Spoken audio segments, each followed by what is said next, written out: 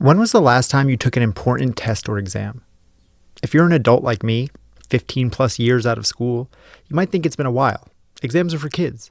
But what about professional exams, self learning, even a job interview? The reality is, test taking is a part of life. Whether it's SATs, GREs, MCATs, or just the test of answering your boss's questions correctly or getting your brown belt in jujitsu, it all comes down to how you perform under pressure. Do you rise to the occasion or do you crumble? Welcome to Change Made Easy. Changing your habits, routines, and behaviors is hard. We make it easy. I'm Paul, and I help high achievers who feel stuck bridge the gap between where they are and where they want to be. Traditional self-help doesn't work because it's too rigid, it's too generic, or it's too overwhelming. My approach is different. I simplify change by making it so easy it can't not happen.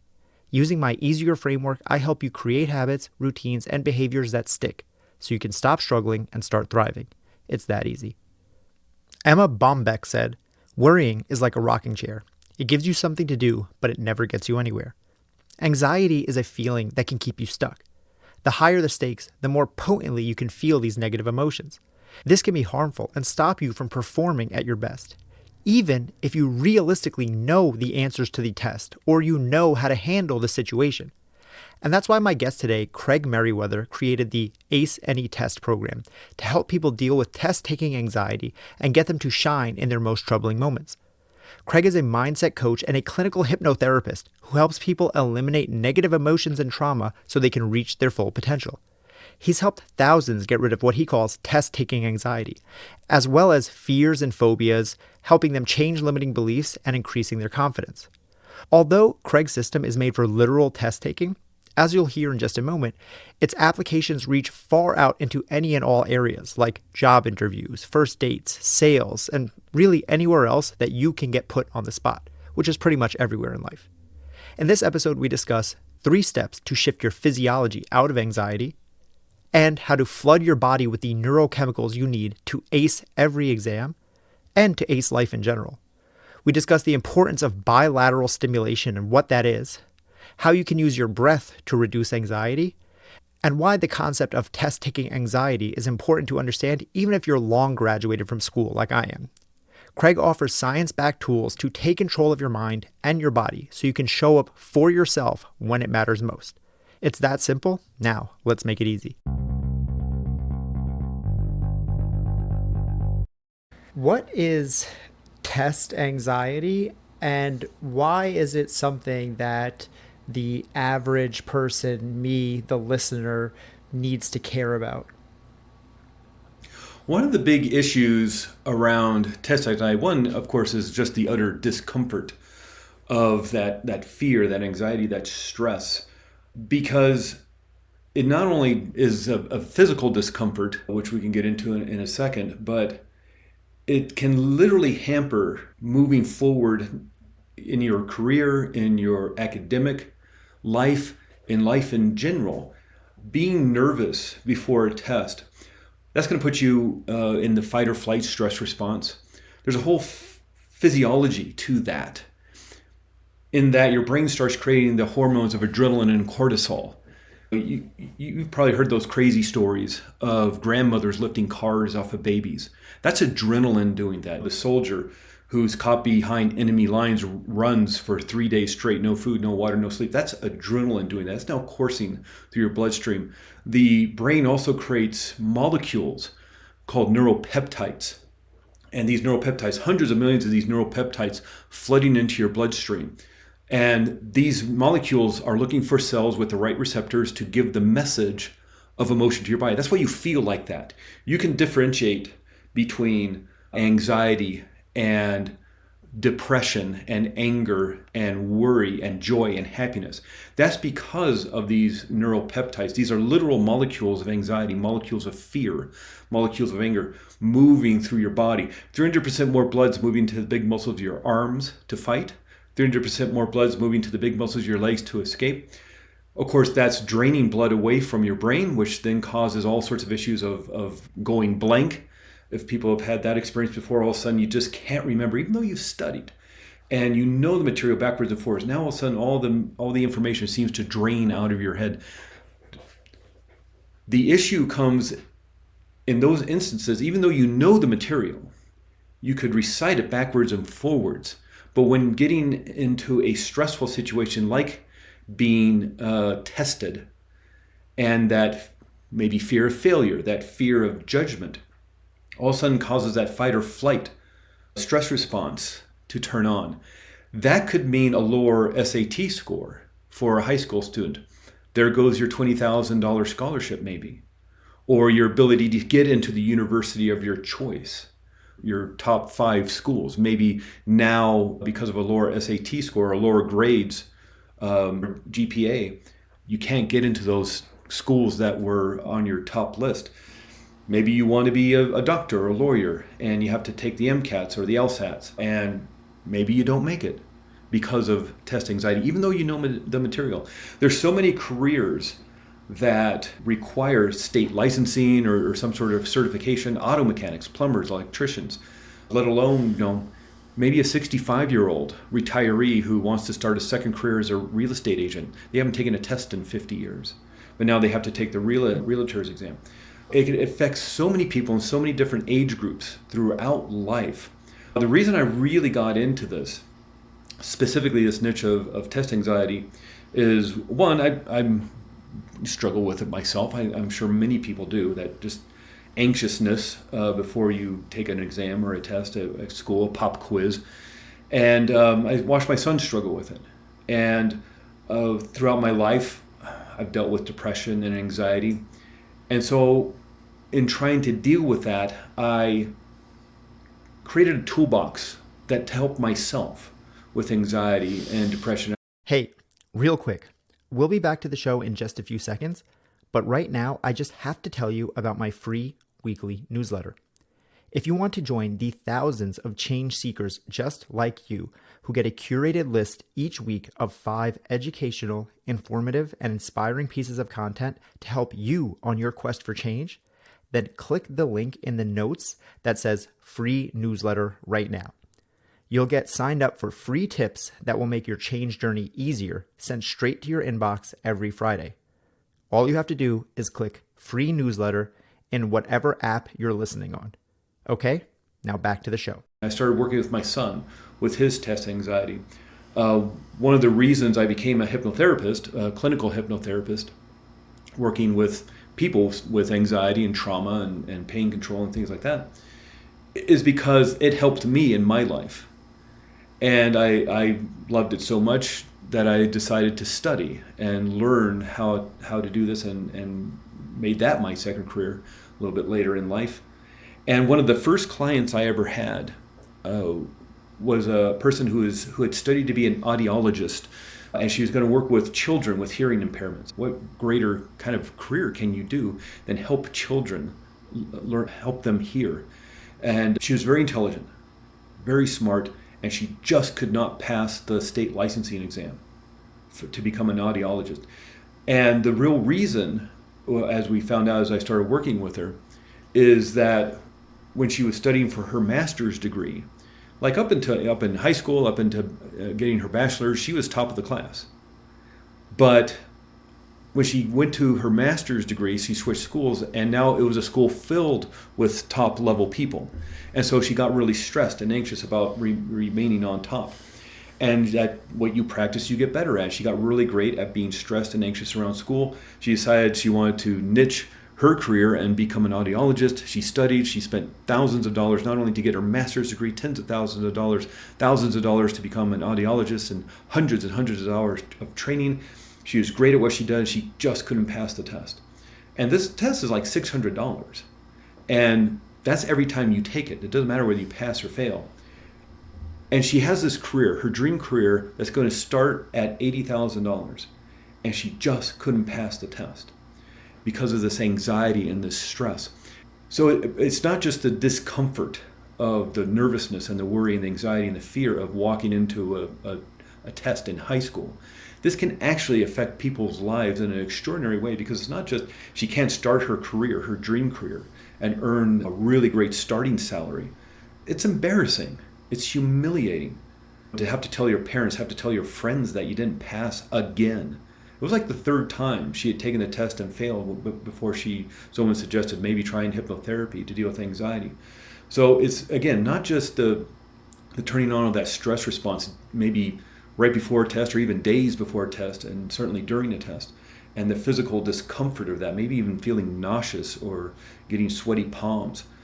But it's literally can affect life. And I don't mean to be super dramatic about it, but again, it could keep you from getting into the school that you want to get into. It could keep you from getting that scholarship. It can keep you from starting the career of your dreams or maintaining it. It can literally have life-altering implications. And what I found strange is that nobody really wants to talk about it. Nobody really wants to, I don't know, I don't want to say wants to do anything about it, because obviously it's a problem, but there doesn't seem to be very much information out there about specifically test anxiety. It all comes down to fear of failure, fear of judgment, and maybe being embarrassed that you didn't do well. Yeah. Well, I appreciate you bringing up that you kind of learned all this or got into this via your own struggles. Something Yeah. that I've heard a lot in the past and I say often is that the best research is research. Usually we find solutions to problems that we have ourselves and then we share that with the world because it's like, oh, well, I figured this thing out, so let me help share it with other people. But I appreciate that you brought up, you said as like a 65-year-old who's retiring and wants to become a real estate agent or some of these other examples, because for me, it's easy to think, well, I'm not in school anymore, so I don't need to take any tests. But there are professional examinations, like you said, and lots of different certifying boards and things like that. But even beyond that, how have you seen these same principles expand into other areas of life beyond just test taking? Right. Well, a great example would be you, Paul. You may be very comfortable. You seem very comfortable and an expert at doing these one-on-one interviews. But because of what you learn, because of your podcast, you may get an invitation to do a keynote speech at a conference or in front of maybe a group of people doing a meeting. And it's one thing to talk one-on-one with somebody. It's like you're having a conversation over a cup of coffee. It's another thing to stand up on a podium with these lights on you. Maybe there's cameras, and there's 50, there's 100, there's 500 people. And that's an entirely different situation, even though it's kind of within your wheelhouse of what you do. And you may start getting a little nervous about that. And so it affects not only just a student, but also other areas of life. Again, there's so many aspects to life where we may get into the loop of fear of failure, or again, fear of judgment, and that apprehension of wanting to take the risk. And it may get to the point, not you specifically, but somebody may think, I don't want to do that, and miss the opportunity to grow their career, grow their business, and take it into an entirely different stratosphere. Because while having a podcast is great, you get on the speaking circuit. Yeah. And that could create another opportunity for you to grow your career and your business. But if that nervousness of just, I'm not getting on stage. I can't do that. I feel comfortable in my wheelhouse of talking one-on-one, but I'm not going to do that. And that could prevent you from, expanding your career. Sure. So you mentioned a few times already fear of failure as something that holds us back. Now, if fear of failure is the thing that's keeping me from trying, from putting myself out there, is the solution simply better preparation? Because if I'm, to use the analogy of a test, if I'm afraid I'm going to fail the test, I study to make myself confident that I will be able to pass it. Is that what we need to get around this fear of failure, or is there something deeper? There's certainly that aspect. One aspect of fear and fear of failure would be that you're not prepared. And so if there's a test coming up at the end of the week, it's coming up, but you're doing what you usually do, play video games, going out, hanging out with your friends, whatever you're doing, and not preparing, the morning of the test, you may feel the fear, oh my God, I didn't study, I don't know the material. So that's going to cause fear. So some aspect of this is that preparation, maybe even getting a tutor or getting a study group together and preparing over days and if not weeks can help alleviate that fear and that nervousness because you know the material. And you just go in, and whether it's on a computer or you're still doing the written tests, and you just ace the test because you know the material. But there's another aspect where, because of maybe some incident in the past, your subconscious mind wants to keep you safe and protected.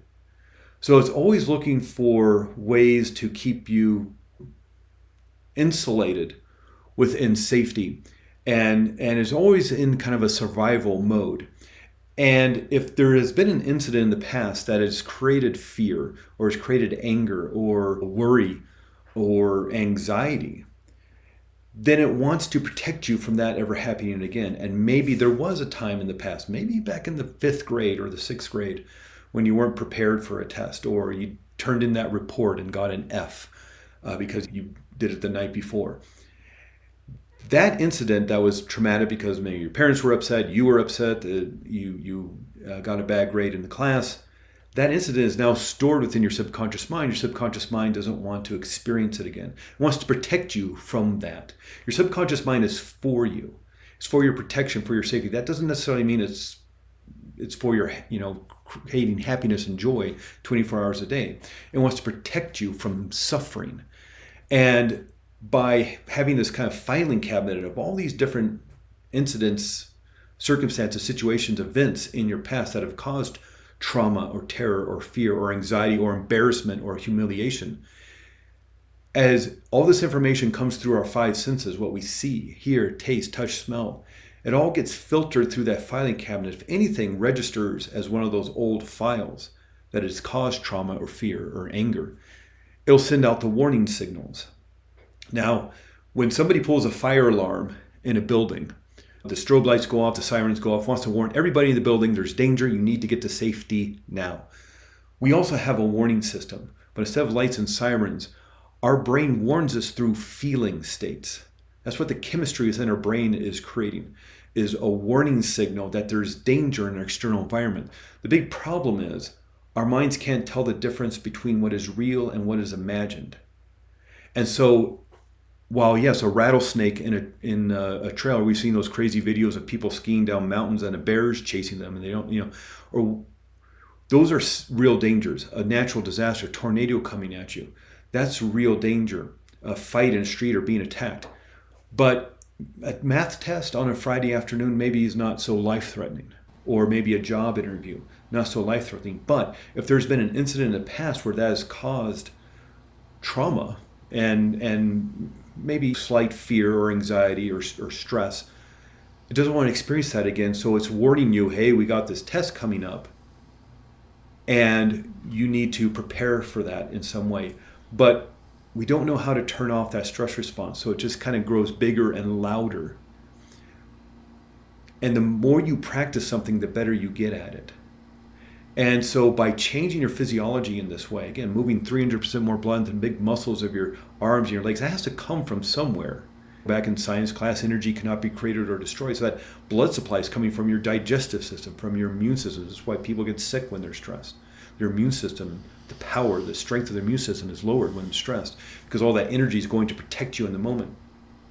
But again, as I said just a minute ago, the mind can't tell the difference between what's real and what's imagined.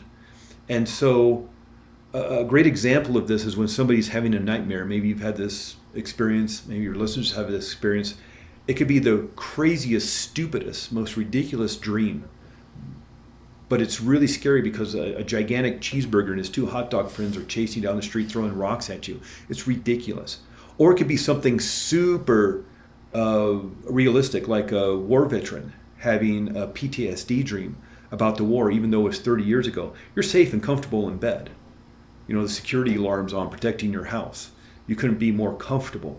And yet in that moment of reliving that nightmare, or living that nightmare, your mind thinks you're actually in it, whether it's back in war, even though it was 30 years ago, or a cheeseburger's chasing you on the street. So again, it'll turn on that fight or flight. And so imagining that a test is coming up, your mind thinks, okay, here's some danger. We've experienced that in the past and it did not go well. Mm-hmm. We need to protect, we need to warn, we need to turn on the alarm system.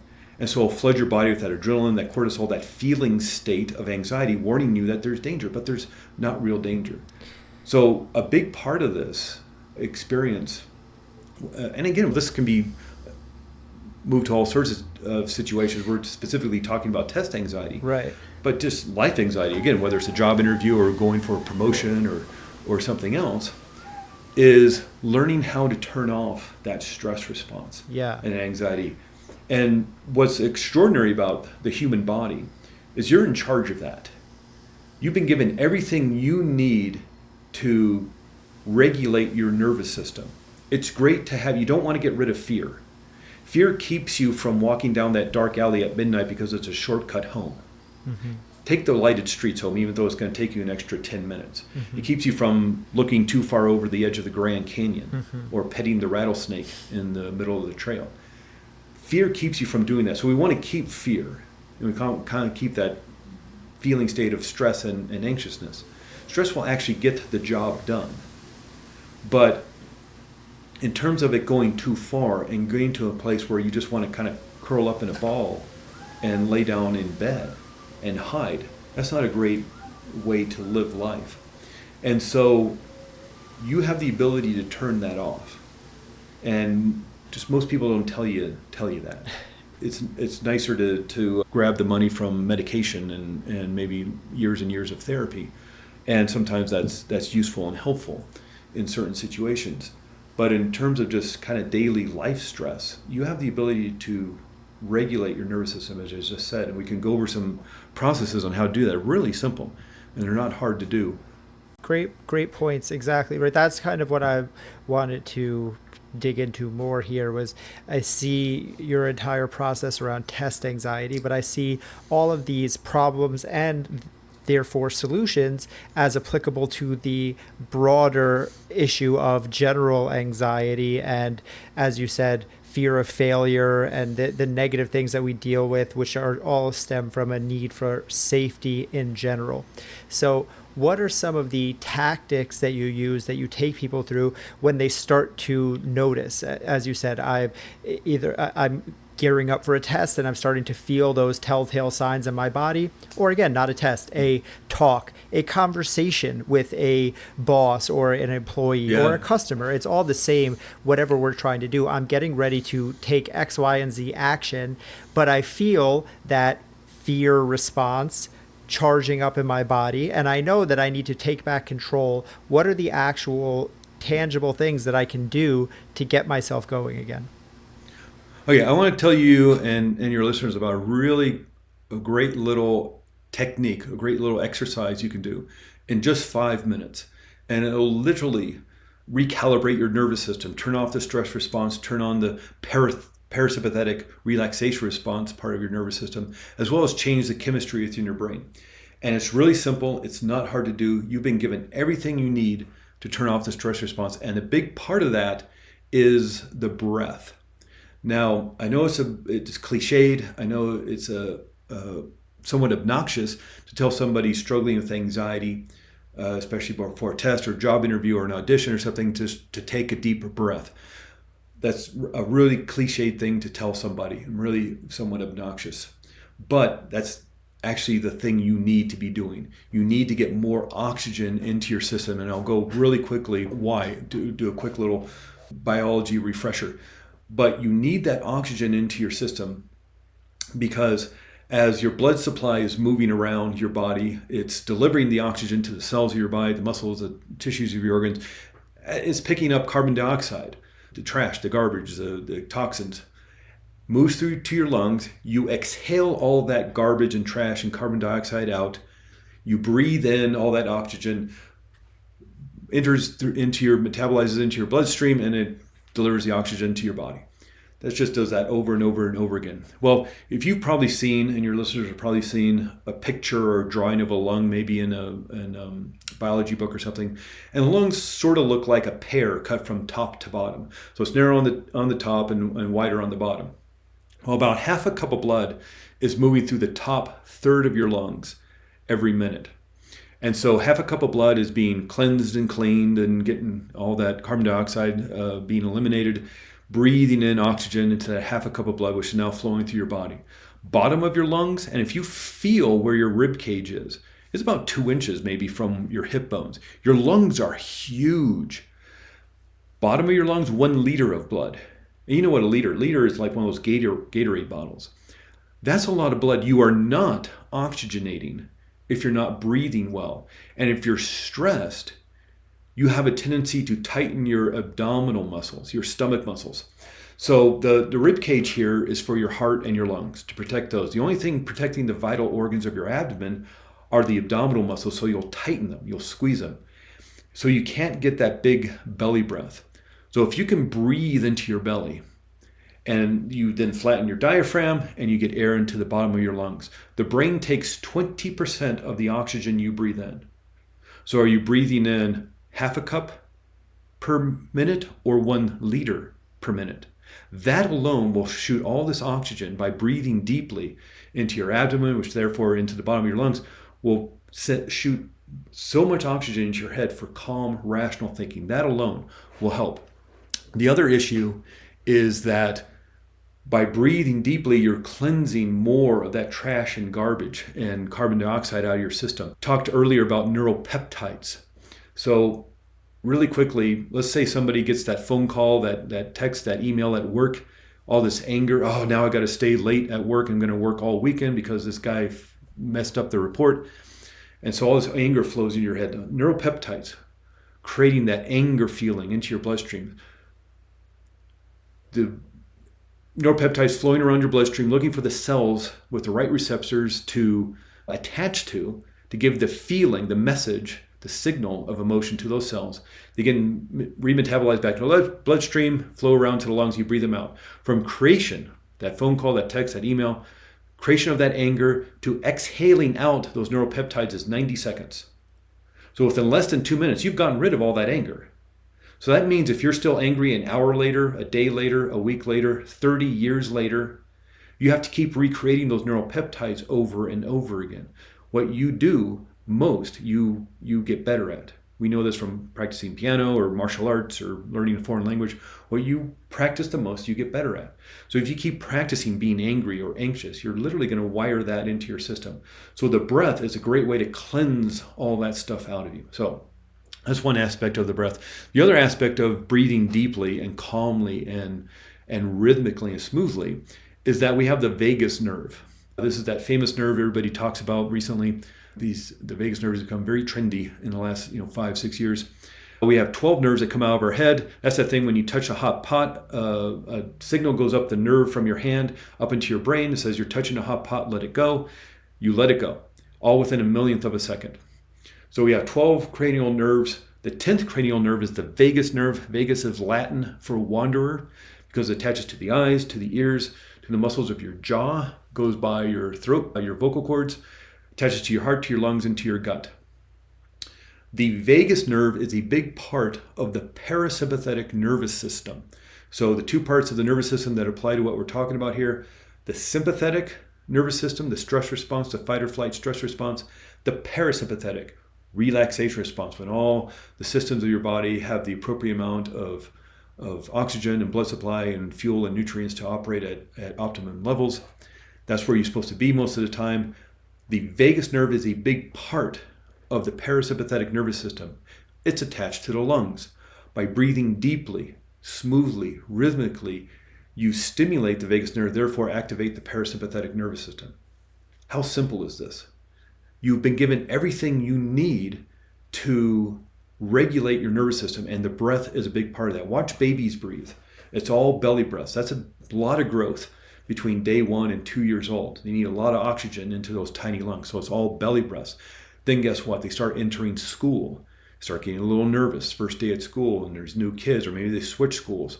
And so they start tightening their stomach muscles. So they start upper chest breathing until pretty much by high school, it's all upper chest breathing. And they're not getting the oxygen into their brains that they need for calm, rational thinking. So the first step in this 5-minute reboot exercise is slow, gentle, smooth breathing. The second aspect of this technique is bilateral stimulation. And again, really, I'm trying to make this as quick as possible, but bilateral stimulation is activating various parts of your brain using physical movement. Now, when somebody's anxious or stressed or feeling panic or fear, they're lighting up a part of the right side of the brain. Again, from science class, energy cannot be created or destroyed. So it just doesn't turn on, just doesn't light up. It needs blood supply, it needs oxygen, it needs fuel, it needs nutrients. So it pulls it from other parts of the brain. These other parts of the brain go dark and they go quiet. And it lights up this fear and this panic and this anxiety. So how do you undo that? Well, you light up these other parts of the brain. So some great ways to just automatically light up the brain is doing a little physical exercise or movement. Whenever you move, whenever you do any sort of physical exercise, whether it's just bringing a glass of water to your mouth or walking down the street, you have to fire brain cells. Even thinking a thought or feeling an emotion, you fire brain cells. So I have my little squeezy ball in my hand, little stress ball, and all I'm going to do is just transfer the ball from left to right hand, right in front of me. This is lighting up parts of my brain. To force my arms to do this, I have to fire brain cells. I need blood supply, I need oxygen, I need fuel, I need nutrients.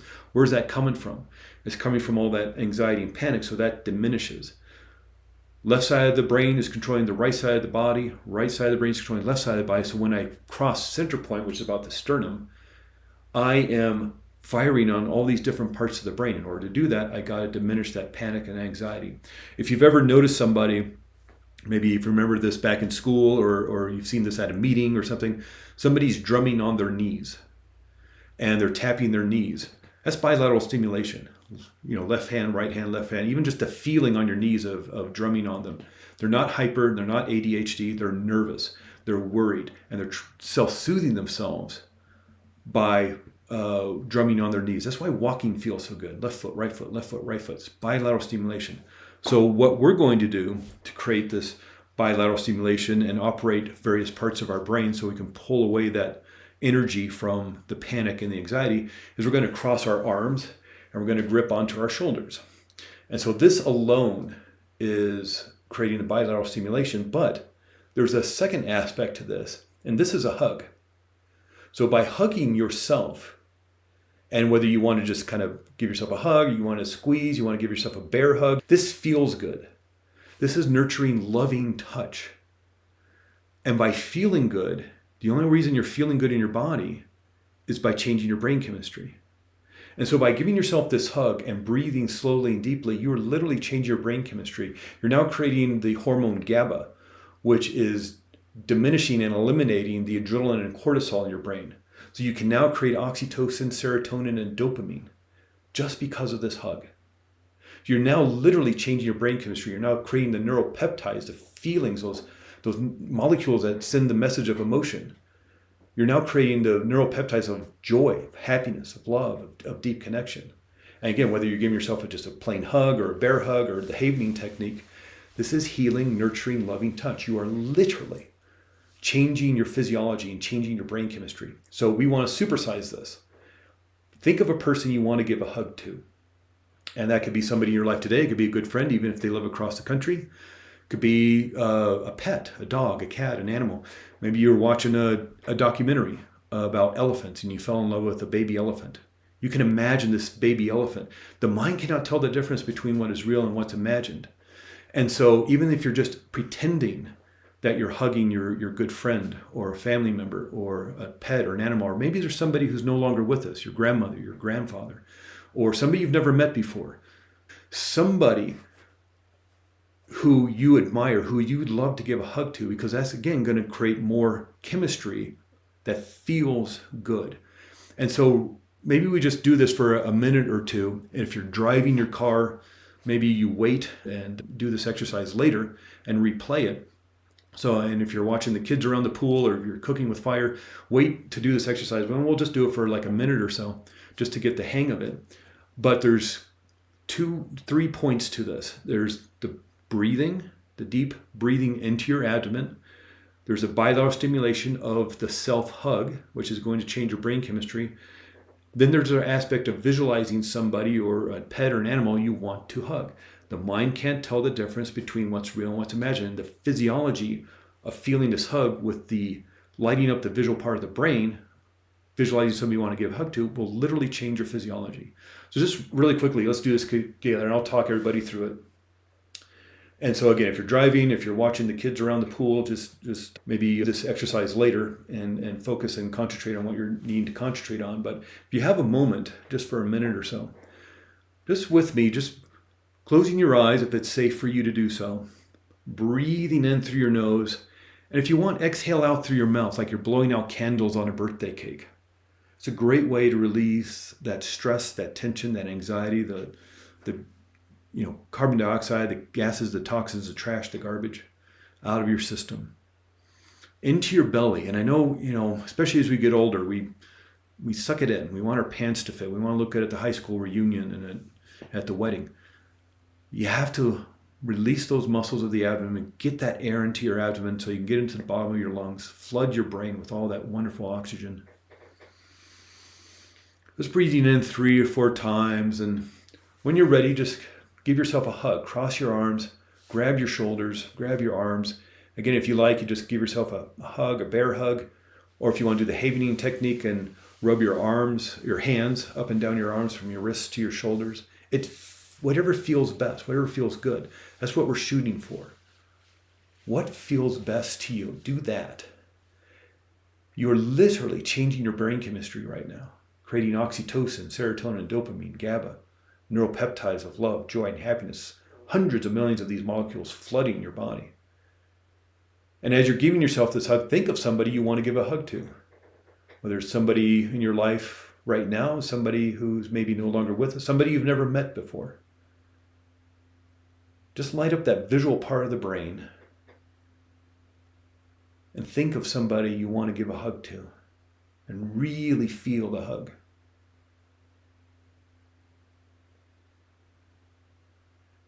And then you can it's great to do this for about 5-6 minutes. We won't do it that long just because of time constraints, but practice this as many times as you like. There's no negative side effect to doing this exercise multiple times a day. It's the 5-minute reboot exercise, not the 5-minute do it once and your life is rainbows and unicorns. Do it over and over again. Reset yourself, because the more you practice, the better you get at it. And a great time to do this is in the morning. And really quickly, a great aspect of the brain is this reticular activating system, which is kind of near the top of the brainstem. And this is the radar of your brain. And it will always look for danger. This is why even while you're deep asleep, you hear the baby crying at the end of the hallway, you wake up. You hear the back door opening at 2 a.m., you wake up. You smell smoke. You're too hot, you're too cold. You have to go to the bathroom, you wake up. This is your reticular activating system. You're driving down the road, you have the green light, but out of your peripheral vision, you see the red light or the car going towards the red light, so you slam on the brakes. Reticular activating system. The secondary task of your reticular activating system is to solve problems, find solutions, and create answers. This is that part of your mind, your brain. When you're thinking about buying a new car and you're thinking about buying a Toyota Prius, you see Toyota Priuses everywhere. That's because your reticular activating system is trying to find a solution to the new car, and you're thinking, oh, good gas mileage, the Toyota Prius. You see Toyota Prius, they're driving down the road, they're in every parking lot, they're at every car dealership. They were there yesterday and the day before and last year and 10 years ago. You didn't notice them. Your neighbor has one. You never even noticed that before. It's because you weren't focused on cars or Priuses. That's because we're being inundated with 11 million bits of information per second through our 5 senses, what we hear, see, taste, touch, smell. 11 million bits of information, how the light it is in the room. Is it too bright? Is it too dark? The temperature, things we don't notice. Maybe if you take a moment to listen, maybe you hear cars going by or an airplane overhead, or your neighbor has a leaf blower going, but you didn't notice that because you weren't focused on it. We're only cognizant of 50 bits of that 11 million. So we filter out a lot of stuff. This is that part of mind, part of your brain. When your day goes from bad to worse, if you've ever had that experience, it's because you're focusing on nothing but problems. And so what are you going to see? Nothing but problems. But in that 50 bits of conscious awareness of that 11 million, you're filtering out all the good stuff. So what if, and it's happening, it's just you don't notice it. So what if you started your day with something like this 5-minute reboot exercise and flooded your brain and your body with oxytocin, serotonin, and dopamine, the neural peptides of joy, happiness, love? Wouldn't that focus your reticular activating system to find more things to be joyful about, to be happy about? And the more you practice something, the better you get at it. There's no bad side effects to feeling good, multiple times a day. So you do this in the morning, you're feeling good. Life throws a challenge at you, throws a curveball to your head. Reset yourself. Reboot your system. Do it again, do it again, do it again. 5 minutes, 6 minutes is all it takes. And the more you practice this, the more you'll literally change your physiology, literally change your brain chemistry, literally change how your brain is wired. It's just, you got to do it. Super actionable insights, and breathing is one of those things that it's so easy to do that we think that we know how to do it, but the easiest things to do are also the easiest things not to do. And every guest that I have on here, I ask for actionable steps that they can take. And I've had hundreds of interviews, and far and away, the most common advice is breathing. So it is there's something special about it. And I love all of the tactics that you just gave, and that 5-minute reset is super powerful. Craig, what is the change that you want to see in the world?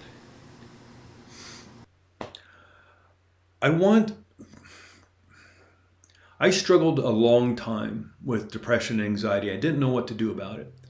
It started off in my teenage years because of some trauma and issues in my family life. And I struggled a lot in my 20s with it. And I didn't know what to do about it. This is before the internet really got going. And so your kind of options were medication or talk therapy.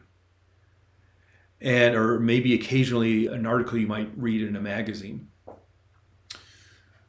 And so through all the years of struggling with this, and finally when my son was born in 2000, and I decided, okay, I gotta deal with this. I gotta end this, or at least learn how I can take control of my nervous system and deal with this.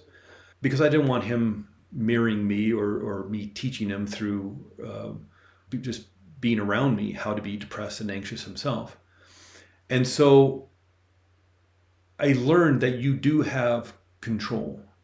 Yes, there are issues where finding professional help, again, whether it's talk therapy or seeing something like therapeutic hypnotherapist or a cognitive behavioral therapist, a counselor of some sort, it's super important to do.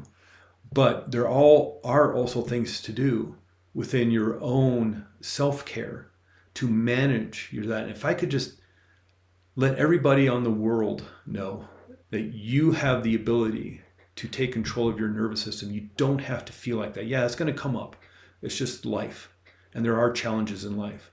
But if you can learn how to create a more resourceful, resilient way of meeting those challenges, and if everybody could learn that just by taking a few minutes here and there during your day, you can settle yourself, you can center yourself, you can ground yourself, and you can make life more resilient and more resourceful and bring a little more joy and happiness into your life by understanding that you can take control. You don't have, while it is important to seek help when you need it, there's a lot you can do yourself, and not just breathing in this 5-minute little reset reboot exercise I just showed everybody. Exercise in and of itself has been shown to not just help with chronic depression, but cure chronic depression, as well as medication, exercise.